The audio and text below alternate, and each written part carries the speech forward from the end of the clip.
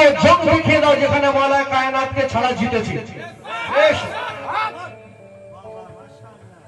মওলায়ে কায়নাতের বিষয়ে বলা হচ্ছে যে যে তার নিজের ছেলেকে বাঁচাতে পারেনি সে তোমাকে কি বাঁচাবে? আল্লাহ তো সর্বশক্তিমান, সে নিজের রাসূলের দাঁত বাঁচাতে পারতেন না? বাঁচাতে পারতেন না? পারতেন না। আল্লাহ তো সর্বশক্তিমান, নিজের রাসূলের দাঁতকে বাঁচিয়েছেন।